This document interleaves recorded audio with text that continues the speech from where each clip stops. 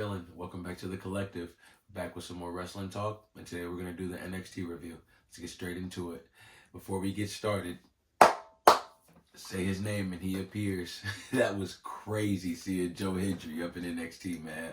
I had a feeling that we was gonna get him, but man, I did not think it was gonna happen this early. So to see Joe Hendry in NXT and that pop he got, it was insane. So I think we might get him in something else later. He said he might appear on any show at any time, so we'll see. But the Battle Royal to start off the show was amazing. We had Ethan Page not even get eliminated, but get attacked by Oro, so he wasn't even in it at all. And then we had great spots from Javon Evans, the Don, Nathan Frazier, Dragon Lee, and we even had Frank Kazarian from TNA be in the Final Four, which was pretty crazy. So I really enjoyed this Battle Royal. We actually had Javon Evans winning, which is one of my favorites on NXT. So I really did like the Battle Royal. Right after that, we had a triple threat women's tag, which was actually really good. We had the women's NXT champion Roxanne Perez and Lola Vice on teams. We had JC Jane and Jasmine Nix, and then we had Lash Legend and Jakara.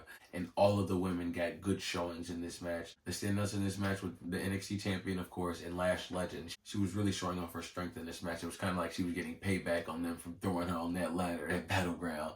But Roxanne Perez and Lola end up taking the win. But Roxanne Perez ends up turning on Lola at the end and ends up back fisting her in the chest and then kicking her while she was already down. So I think that's a future rivalry we're going to get pretty soon, maybe even at Heatwave.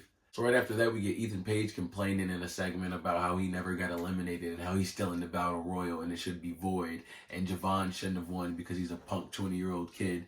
And Javon says he's got one more match in him, so we get the main event for tonight, Ethan Page versus Javon Evans, which was a great match. We'll talk about that a little later.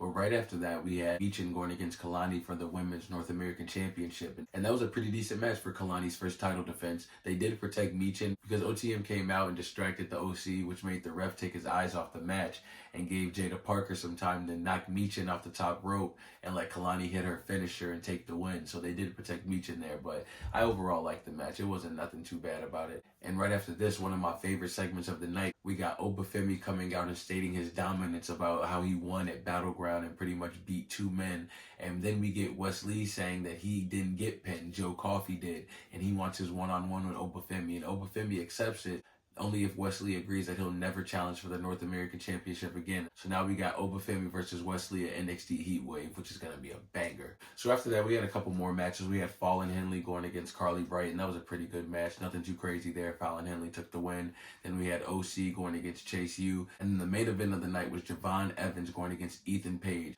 And Javon Evans is working his body ankle because he hit the announce table last week fighting Sean Spears.